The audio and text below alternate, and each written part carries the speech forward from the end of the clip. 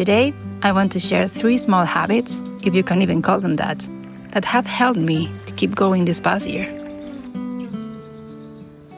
One is for the body, one is for the soul, and the other one is for finding direction. Life isn't always a straight road. Sometimes you find yourself at a crossroads with no map.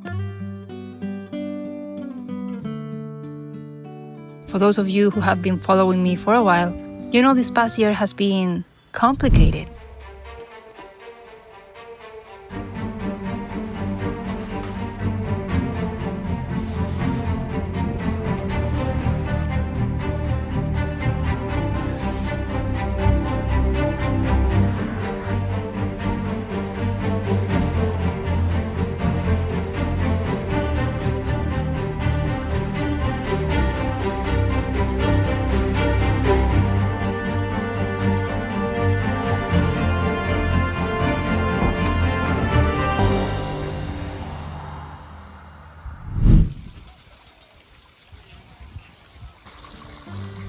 These 3 habits aren't a recipe for instant happiness,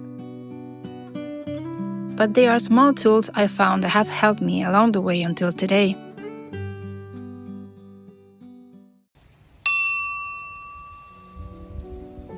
A Cherokee legend tells of an old man who wanted to teach his grandson a great truth about life.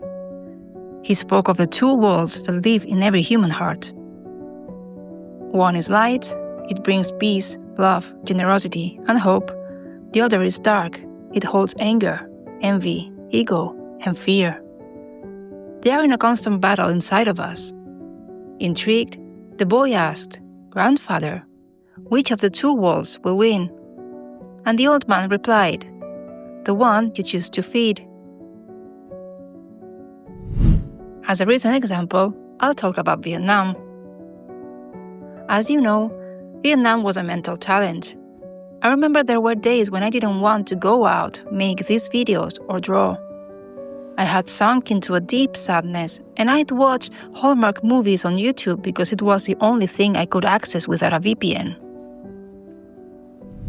I'm aware that you have to look sadness and pain in the face and experience them, because they teach you who you are, what you want, and how to begin to heal. But staying focused only on the negative for too long drags you into a deep, addictive spiral.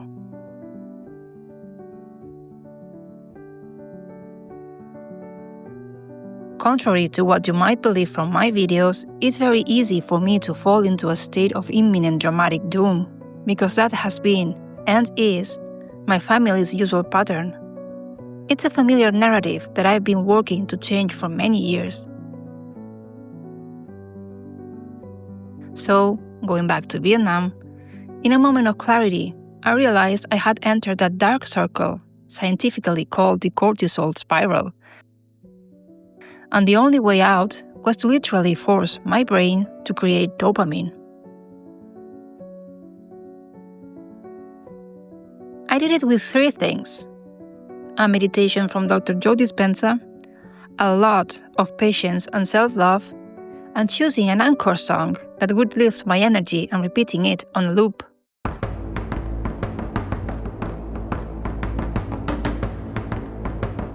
I chose the Nordic song Berserkir by the band Danheim.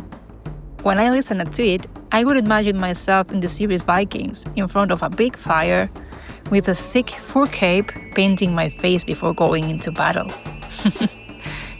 It worked. Now, the moment the song plays, my mind unconsciously receives the signal.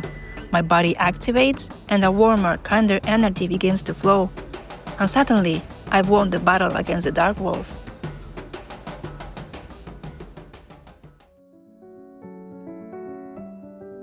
Do you have a song? If not, I encourage you to choose one and give it a try. Leave it in the comments, and maybe we can create a playlist with all of our songs and motivate each other.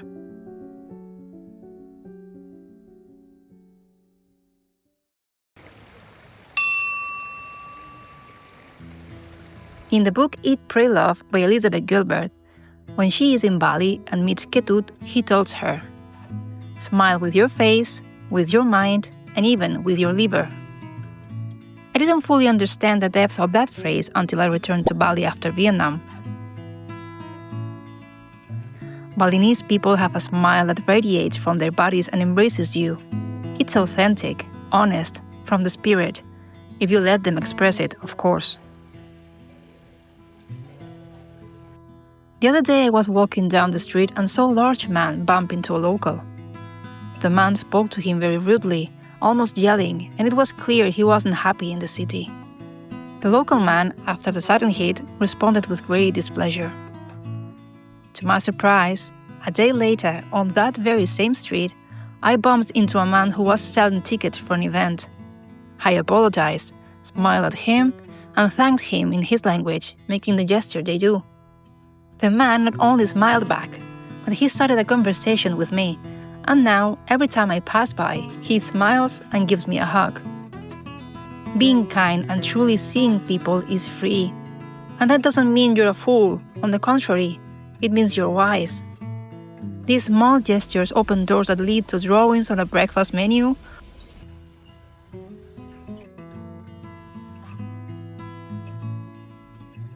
or to restaurants that become home, where finding friends to enjoy life with becomes easy. And it's also a way to create a circle of kindness, because on the day you don't feel like smiling, someone will unexpectedly return your warmth.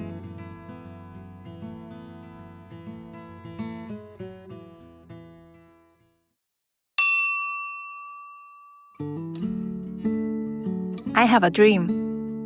To create a universe where people can return to themselves, where self-love, authenticity, and human connection are experienced as a sacred refuge. A small world that inspires other soulful dreamers to find beauty in the everyday, strength in vulnerability, and magic in the authentic. A place where those who once felt strange can discover they were never alone and can recognize each other as part of the same tribe.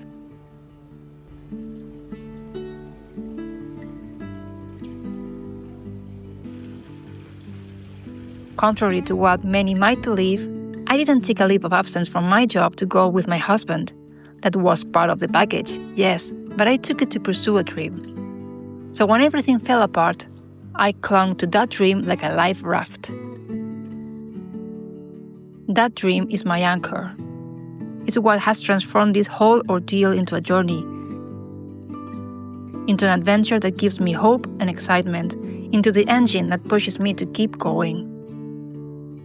Of course, the road is slow because it requires a lot of learning. In a short time, I've learned so much about storytelling, graphic design, video editing, I've improved my English, and I'm constantly trying to figure out social media in a way I haven't quite mastered yet.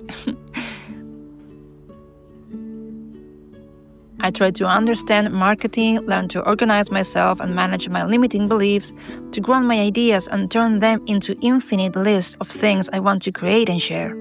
It's not easy, but every completed task is a step that brings me closer to my goal. Every day I dedicate time to feeding my dream. There are days when the step is small. Sometimes I only manage a quick search for inspiration on Pinterest because most of my energy was spent managing my emotions. And on other days, I suddenly take 6 steps without even knowing how. But no matter how small that step is, the movement is what's important. Because at the end of the road, in the sum of those days, that's where you see the real progress.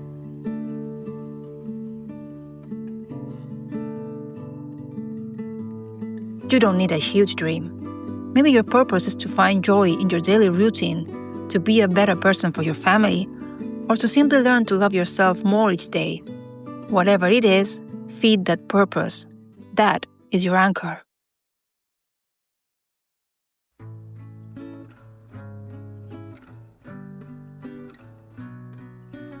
These are just a few of the tools I've been keeping in my toolbox for difficult days. They aren't perfect or infallible, but with willpower, they eventually turn into habits that give you results. In the end, it all comes down to one question. Which wolf are you going to feed? Do you prefer to live in the energy of fear or the energy of love?